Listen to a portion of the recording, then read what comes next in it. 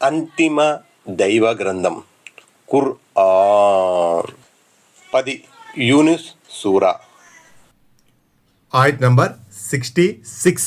అలా ఇన్న లిల్లాహి Mann ఫిస్ సమావాతి woman fill అర్ద్ وما يتبع الذين يدعون من دون الله شركاء إن يتبعون إلا الظن وإن هم إلا يخرصون. ఆయత్ నంబర్ 66. ఆకాశాలలో భూమిలో ఉన్న వారందరూ అల్లాహ్ వారేనన్న సంగతి బాగా తెలుసుకోండి. అల్లాహ్ను వదిలి ఇతరత్రా భాగస్వాములను పూజించేవారు దేన్ని అనుసరిస్తున్నట్లు? వారు నిరాధారమైన ఊహలను అనుసరిస్తున్నారు, అంచనాలపై ఆధారపడుతున్నారు. 98. అంటే వారు చేసే షిర్కుకు ఎలాంటి ఆధారము లేదు. వారు సంశయాలలో ఊహలలో వ్యవహరించే జీవులు మాత్రమే. కాకిలెక్కలు వేసి గాలిమేడలు కట్టేవారు మాత్రమే గాని వాస్తవాలపై దృష్టిని సారించరు. వాస్తవ జగత్తులోకి వచ్చి హేతుబద్ధంగా విషయాన్ని తరచి చూస్తే అల్లాహకు సహవర్తులు ఎవరూ లేరన్న యథార్థం వారికి తెలిసి ఉండేది. భూమి ఆకాశాల నిర్మాణంలో ఆయన ఒక్కడైనప్పుడు, పోషకత్వంలో ఆయనకు భాగస్వాములు ఎవరూ లేనప్పుడు ఆరాధనలో భాగస్వాములు ఎక్కడి నుంచి ఊడిపడ్డారు? ఆయత్ నంబర్ 67.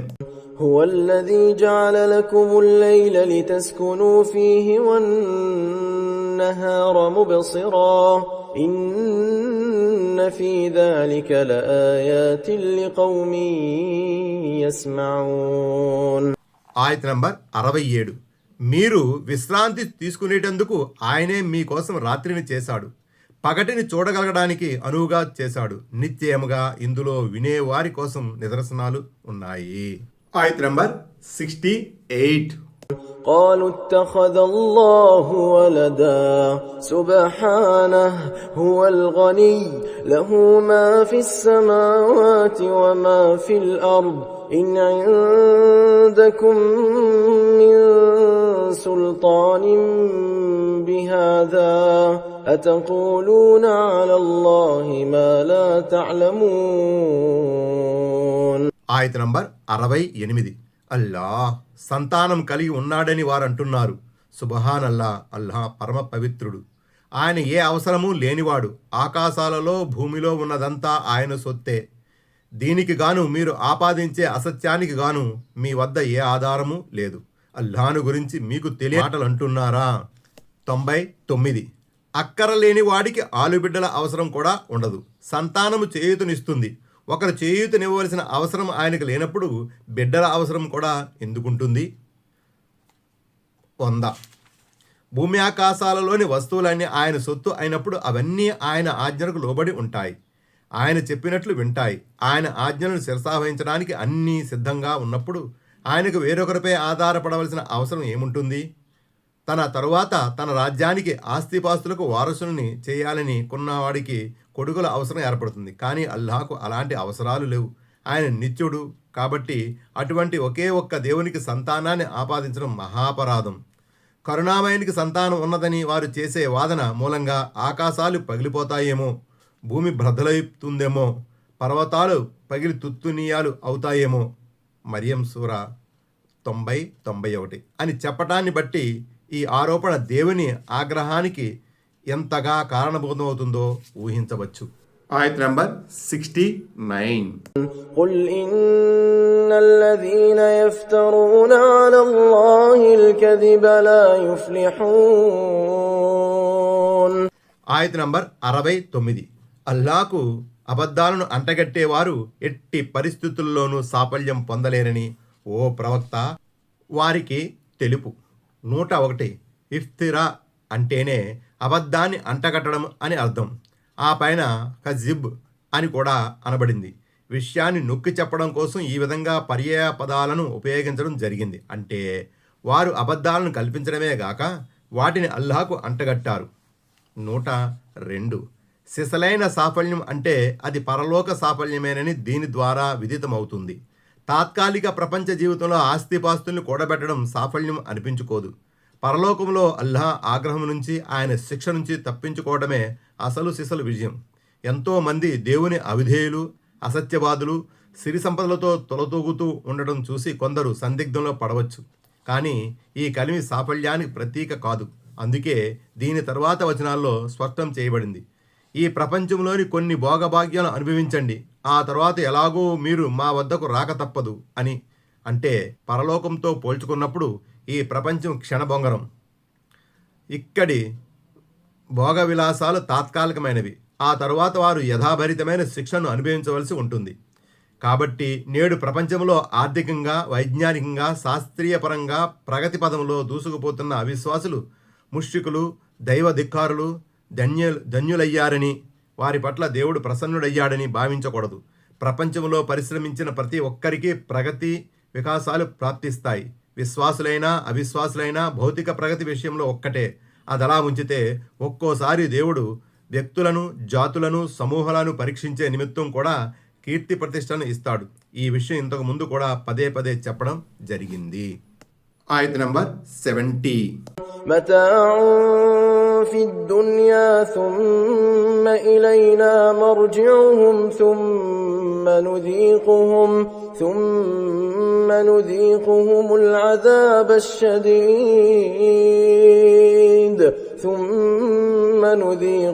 العذاب الشديد بما كانوا يكفرون. ఆయత నంబర్ 70. వారికి ఈ ప్రపంచంలో కొద్దిపాటి భోగముంది, ఆ తరువాత వారు మా వద్దకు రావాల్సి ఉంటుంది. ఆ పిదప మేము వారికి వారి తిరస్కారానికి బదులుగా కఠినమైన శిక్ష రుచి చూపిస్తాము. ఆయత నంబర్ 71. واتل عليهم نبأ نوح إذ قال لقومه يا قوم إن كان كبر عليكم مقامي وتذكيري بآيات الله فعلى الله توكلت فأجمعوا أمركم وشركاءكم ثم لا يكن أمركم عليكم غمة ثم قضوا إلي ولا تنظرون. ఆయత నంబర్ 71. నువ్వు వారికి నూహ్ అలైహిస్సలాం గాథను వినిపించు. అప్పుడు అతను తన జాతివారితో, ఓ నా జాతివారులారా, నేను మీ మధ్య ఉండడం, దైవాజ్ఞను ఉపదేశించడం మీకు సఖ్యం కాకపోతే పోనివ్వండి. నేను మాత్రం అల్లానే నమ్ముకున్నాను. మీరు మీ భాగస్వాములతో కలిసి మీ వ్యూహం విషయంలో గట్టి నిర్ణయానికి రండి. ఆ పెదప మీ వ్యూహరచన మీలో ఎలాంటి శంకకు కారణం కాకూడదు. ఆ పైన నా విషయంలో ఏం చేయాలనుకున్నారో చెయ్యండి, నాకు గడువు ఇవ్వవలసిన అవసరం కూడా లేదు అని అన్నాడు.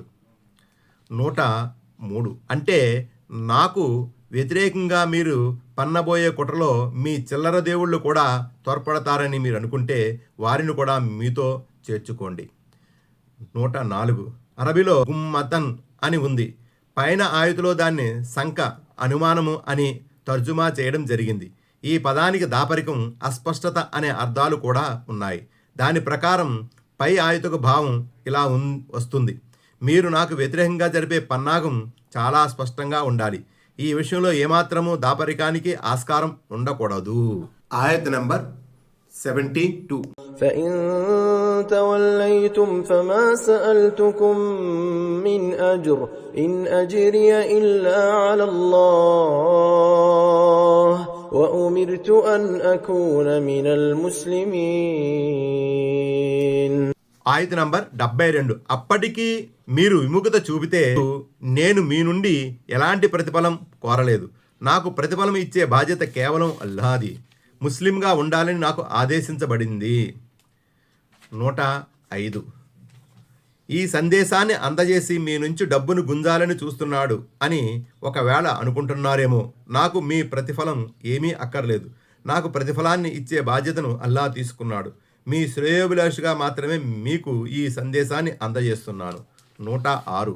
దైవ ప్రవక్త హజరత్ నూహ్ అలైహిస్సలాం గారి ఈ మాటల ద్వారా స్పష్టమయ్యేది ఏమిటంటే, దైవ ప్రవక్తలందరూ అందజేసిన ధర్మం ఇస్లాం ధర్మమే. వారు ప్రవేశపెట్టిన షరియతులు అవలంబించిన విధానాలు అనేకం ఉన్నప్పటికీ మూలధర్మం మాత్రం ఒక్కటే, అదే ఇస్లాం. అల్ మాయిదా సూరాలో 48వ వచనం ద్వారా కూడా ఈ విషయం విదితం అవుతుంది. ఈ విషయాన్ని మరింత విపులంగా తెలుసుకునేందుకు దివ్య ఖురాన్లోని ఈ ఆయుతులను కూడా అధ్యయనం చేయగలరు. అన్నమల్ సూర 91వ ఆయతు, అల్ బహ్రా సూర 131, 132 ఆయతులు, యూసుఫ్ సూర 101, యూనుస్ సూర 84, అల్ అరాఫ్ సూర 126, అన్నమల్ సూర 44, అల్ మాయిదా సూర 44 మరియు 111 ఆయతులు, అల్ అన్ఆమ్ సూర 162, 163. ఆయత్ నంబర్ 73. فكذبوه فنجيناه ومن معه في الفلك وجعلناهم خلائف وأغرقنا الذين كذبوا بآياتنا فانظر كيف كان عاقبة المنذرين. ఆయత్ నంబర్ 73. అయినా వారు అతన్ని ధిక్కరిస్తూనే ఉన్నారు. అందుచేత మేము అతనితో పాటు ఓడలో ఉన్నవారిని కాపాడాం, వారిని వారసులుగా చేశాం, మా ఆయుధులను అసత్యాలను త్రోసిపుచ్చిన వారిని ముంచివేశాం. చూడు, హెచ్చరించబడిన వారికి ఏ గతి పట్టిందో. 107. ఎంతకాలం ఉపదేశించినా నూహ్ అలైహిస్సలాం జాతి ప్రజలు తమ ధిక్కార వైఖరిని మానుకోలేదు. అందువల్ల అల్లాహ్ ప్రవక్త నూహ్ అలైహిస్సలాంను ఆయన్ని విశ్వసించే వారిని ఓడలో కూర్చోబెట్టి వారిని కాపాడాడు. మిగిలిన ధిక్కారులందరినీ ఉప్పెనలో ముంచివేశాడు. ఆఖరికి అవిధేయుడైన నూహ్ అలైహిస్సలాం కుమారుని కూడా వదిలిపెట్టలేదు. 108. ఈ ఉప్పెన బారి నుంచి కాపాడబడిన విధేయులను వారి పూర్వీకులకు వారసులుగా చేశాడు. ఆ తరువాత మానవజాతి మనుగడ వీళ్ల ద్వారానే సాగింది. ముఖ్యంగా దైవ ప్రవక్త నూహ్ అలైహిస్సలాం చెందిన 3 కుమారుల ద్వారా మానవ పరంపర ముందుకు సాగింది. అందుకే హజరత్ నూహ్ అలైహిస్సలాంను మరొక ఆదమే సానిగా అభివర్ణిస్తూ ఉంటారు. ఆయత్ నంబర్ 74. ثم بعثنا من بعده رسلا إلى قومهم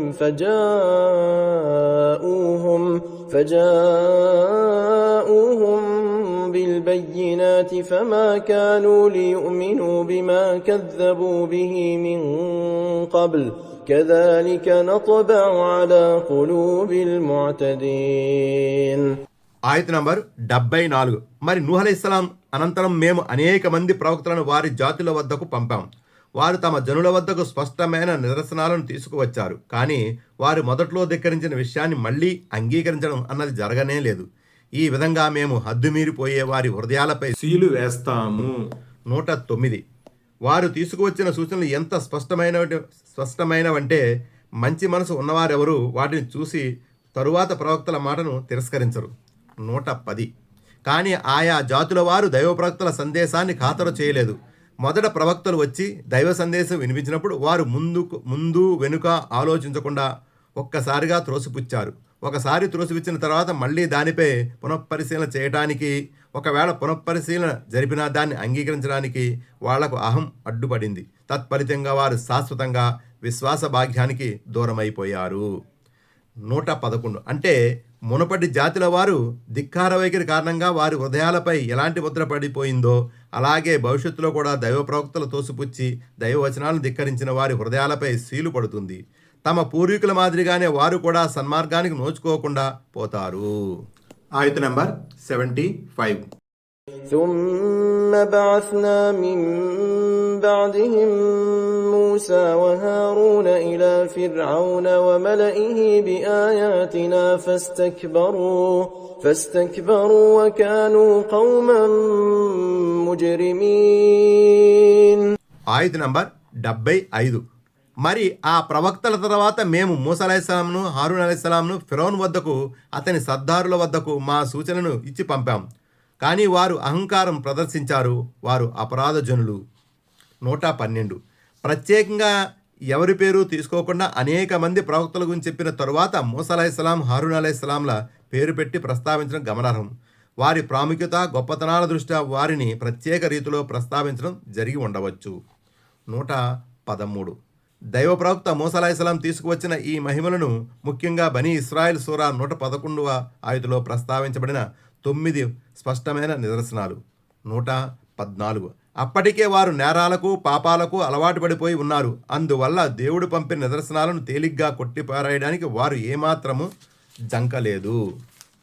ఎందుకంటే ఒక నేరం మరో నేరానికి మార్గం సుముఖం చేస్తుంది.